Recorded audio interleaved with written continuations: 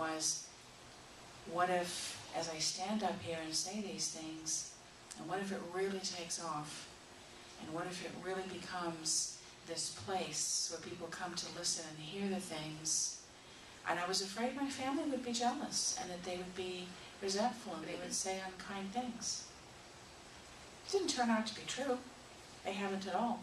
But it was a fear that I had. It was something that I thought, if I'm standing in here and I'm living my dream, and I'm manifesting everything left and right, and I'm being in this place of unconditional love and light, and I've managed to transcend beyond the typical traps of the ego. I still have a human experience, of course, like the rest of us, but if I can move beyond and get out of a realm of being caught in the typical traps, will there be people that don't understand that? And will they find it fearful? Will they be jealous of that? Will they want to bring me down? Because sometimes when you see somebody else who is not standing in their smallness, and somebody who is still in their smallness, they want to put you in your smallness so they can feel better about being small. So if you stay small, then they can feel more comfortable with being small. Anybody want to buy into that? No. It's much better to stand in your tall, in your power, and give a role model to somebody who can stand up and be in their power. And tell them it's possible.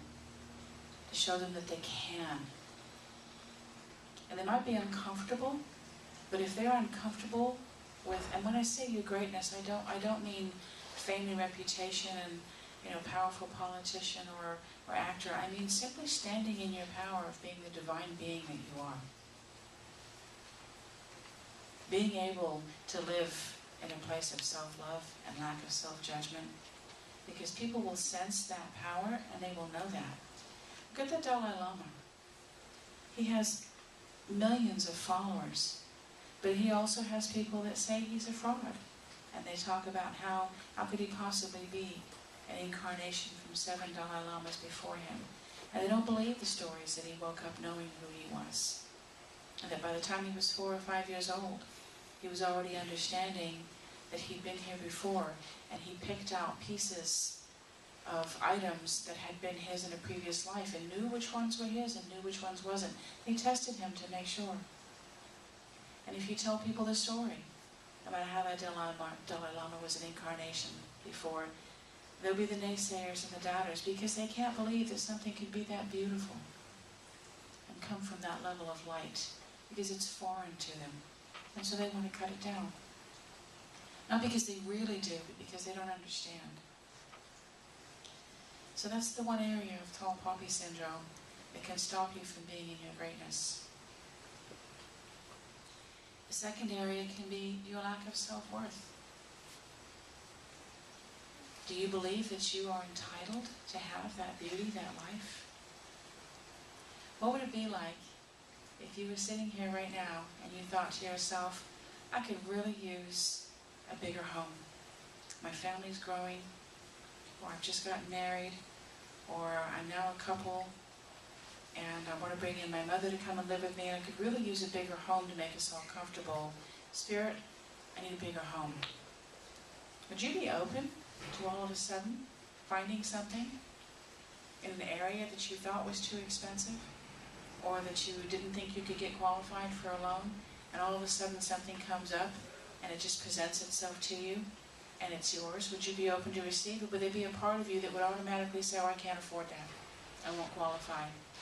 Would there be a part of your self-worth that would start negating anything that Spirit brought you because you're not a very good human being? You weren't nice to your mother when you were a teenager, and you cut that guy off last week on the freeway, and you were a little lazy 2 weeks ago at work.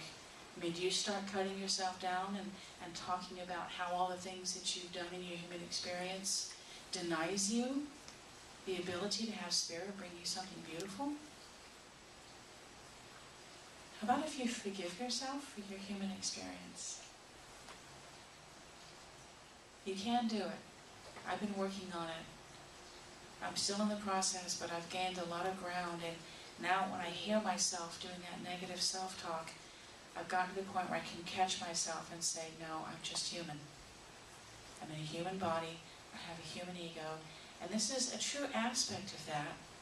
And I'm going to make mistakes. And I'm going to have a day where, maybe somebody really annoys me, and then instead of saying some loving thought about them, I might and say something maybe not so loving, but I can catch myself and say, okay, instead of concentrating on the negative, how can I recreate this? As the dolphins gave me that message. If you see something that is unhappy about your life, step into creation rather than scornfully noticing what's wrong. Step into the power of changing it. So you can spend all of your days deciding why you don't have self-worth and why you aren't entitled. And entitlement is a politically incorrect word these days because we seem to be wanting to talk about these entitled teenagers. But, what if this entitlement was okay? It's just foreign to us. Maybe we resent it a little bit. But what if we were all entitled to joy, peace, happiness, divinity?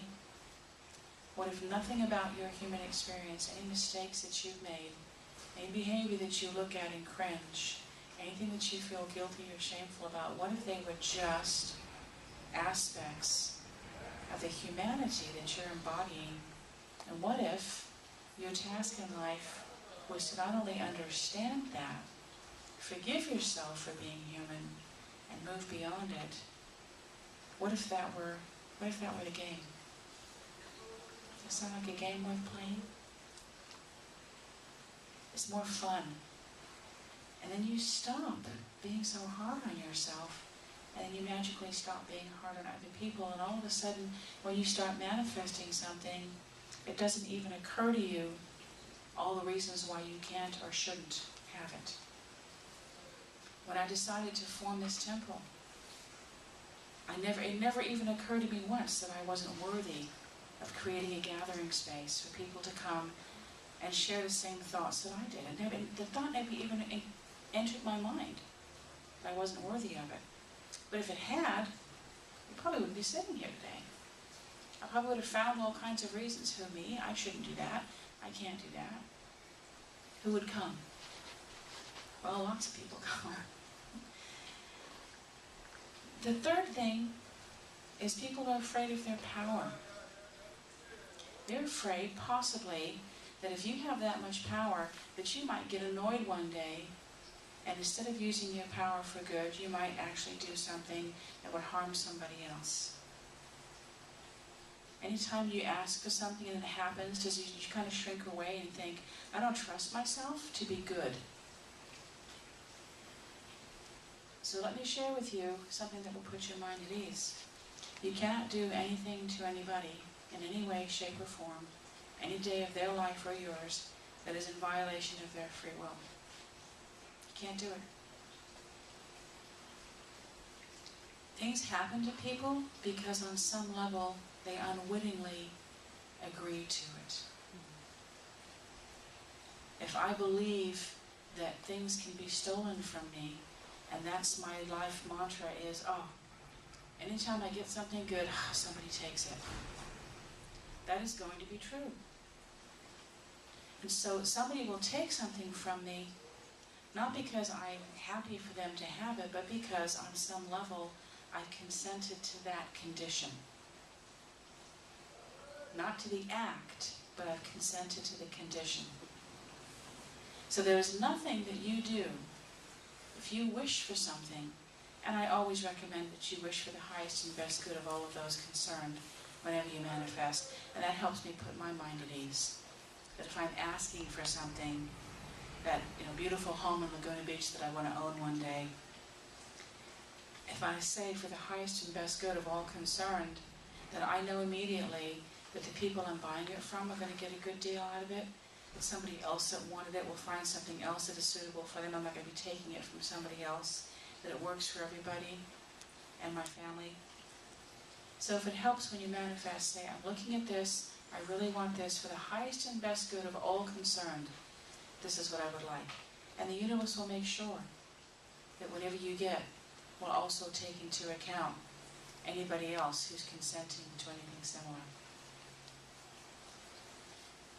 You are not wicked sorcerers